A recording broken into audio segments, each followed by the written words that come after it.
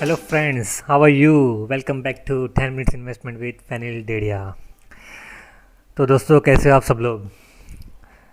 Last lecture का हम थोड़ा रिकैप करेंगे। In last lecture we saw कि आईपीओ क्या है, प्राइमरी मार्केट क्या है। वो वीडियो में हमने रोजारी बायोटेक आईपीओ का एग्जाम्पल देखा था, राइट। और मैंने कहा था कि उस वीडियो को रिटेल इन्वेस्टर के पॉइंट ऑफ व्यू से देखना, right. So from that point on we are going to continue. This is a second part of IPO series. IPO का जो प्रोसेस है वो बुक बिल्डिंग प्रोसेस के थ्रू इम्प्लीमेंट किया जाता है। So that's what we are going to see today. What is book building process is. ये book building process के अंदर एक मर्चेंट बैंकर को अपॉइंट किया जाता है। तो जितने भी बड़े बैंक्स हैं ना, उनका एक मर्चेंट बैंकिंग डिवीजन होता है, या तो एक सेपरेट कंपनी होता है। उनको as a lead banker IPO में अपॉइंट किया जाता है।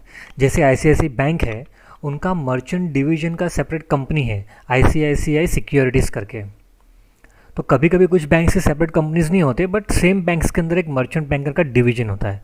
So all this banks are appointed as a lead banker. इनका मेन काम क्या है? लीड बैंकर्स जो है वो सारे बीड एप्लीकेशंस कलेक्ट करते हैं। तो जितने भी इन्वेस्टर्स अप्लाई करेंगे, सबका एप्लीकेशन किसके पास जाता है? ये लीड बैंकर के पास जाता है। This lead banker create a bidding book.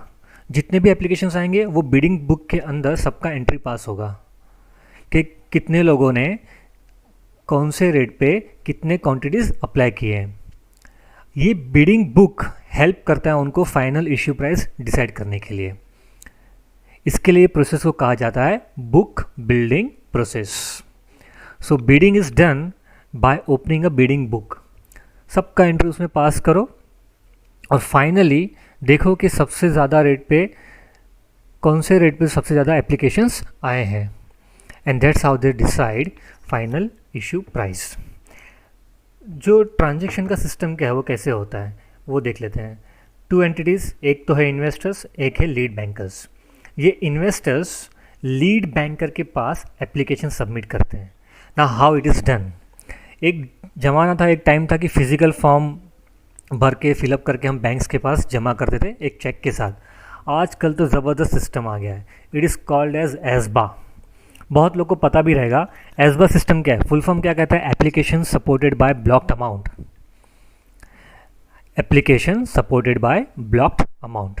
इसमें क्या होता है कि आप जब भी आईपीओ के लिए अप्लाई करोगे, आप फॉर्म भर के दे दो, आपके बैंक्स के डिटेल्स दे दो, तो जितना भी एप्लीकेशन का अमाउंट है वो आपके बैंक अकाउंट के अंदर फ्रीज हो जाएगा, ब्लॉक्ड हो जाएगा।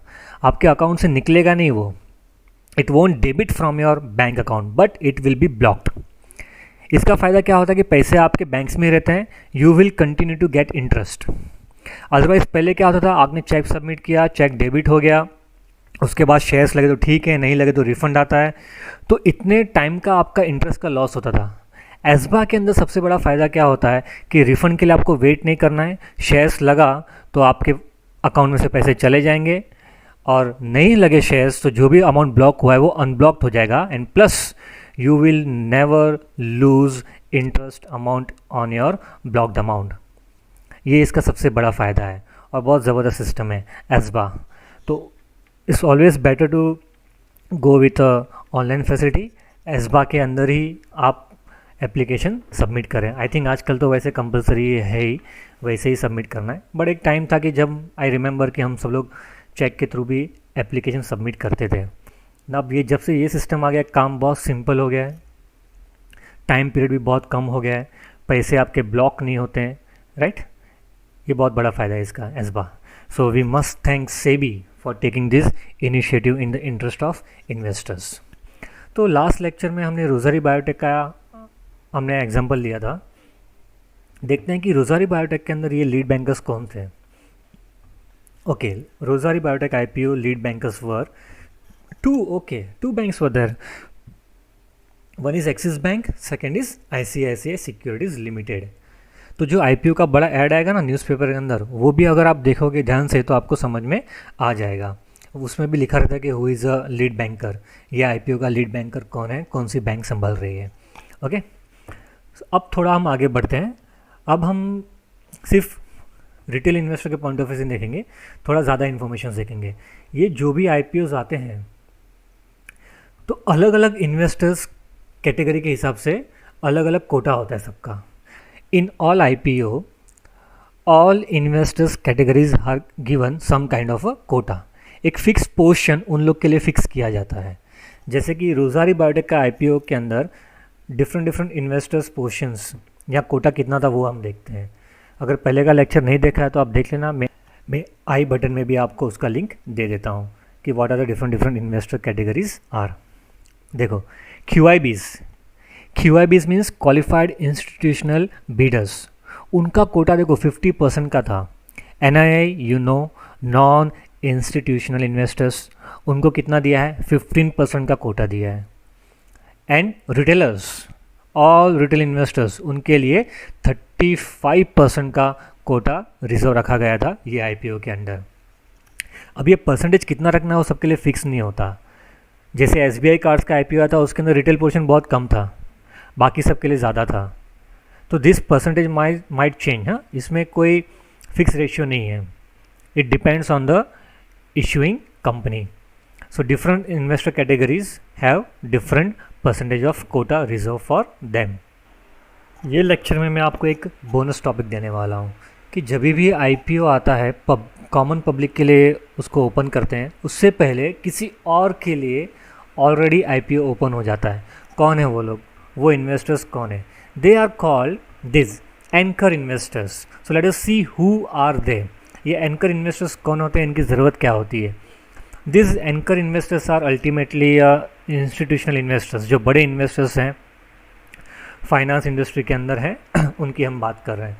Institutional investors, they are invited to subscribe to equity shares of the company before IPO opens. IPO open होने के पहले ही इनको शेयर्स ऑफर किए जाते हैं, पहले ये सब्सक्राइब करते हैं, उसके बाद कॉमन पब्लिक के लिए आईपीओ ओपन होता है। इनको मिनिमम इन्वेस्टमेंट होता है 10 करोड़ का, यानी कि मिनिमम एप्लीकेशन अमाउंट होना चाहिए 10 करोड़ का। ये अमाउंट बहुत बड़ा होता है। और सबसे बड़ी बात, this anchor investors are not allowed to sell their shares for first 30 days. यानी कि एंकर इन्वेस्टर का इन्वेस्टमेंट जो है ना 1 महीने के लिए ब्लॉक हो जाता है, ऐसे समझो आप। 30 दिन तक वो अपने शेयर्स को बेच नहीं सकते शेयर मार्केट के अंदर। तो रिटेल इन्वेस्टर्स का क्या होता है कि उनको लिस्टिंग गेन मिलता है, जैसे शेयर लिस्ट हुआ उस दिन वो लोग बेच सकते हैं। लेकिन एंकर इन्वेस्टर वैसा नहीं कर सकते हैं, उनको कम से कम एक महीने तक खुद के इक्विटी शेयर्स शेयर मार्केट में बेच नहीं पाएंगे। This continue to have to hold equity shares for 1 month. अब ऐसा क्यों करते हैं? इसका रीज़न ये है कि ये जो बड़े इन्वेस्टर्स है वो पहले कंपनी उनको ऑफ़र करती है, क्योंकि ये सब इन्वेस्टर्स इन्वेस्ट करेंगे तो कॉमन पब्लिक को कॉन्फिडेंस क्रिएट होगा। So to gain the trust और and confidence of the common retail investors, company offers first to anchor investors. तो हम सब भी आईपीओ ये सब देखकर ही डालते हैं। अगर एंकर इन्वेस्टर्स ज़्यादा सब्सक्राइब नहीं करते हैं तो हम लोग क्या करते हैं कि उसको आईपीओ को इतना अच्छा नहीं समझते हैं और उसको इग्नोर करते हैं। अगर एंकर इन्वेस्टर्स ने ठीक तरीके से सब्सक्राइब किया है, बड़ा इन्वेस्टमेंट किया है, so common public also go for a IPO. So it's an indicator. Anchor investors कितना इन्वेस्ट कर रहे हैं ना, it is like an indicator for retail investors कि आईपीओ का क्वालिटी क्या है। So that's why we have anchor investors. अगर आपको आज का वीडियो अच्छा लगा हो तो लाइक और कमेंट करना ना भूलें, अपने दोस्तों के साथ शेयर करें। मिलेंगे नेक्स्ट लेक्चर में, तब तक के लिए जय हिंद, जय महाराष्ट्र।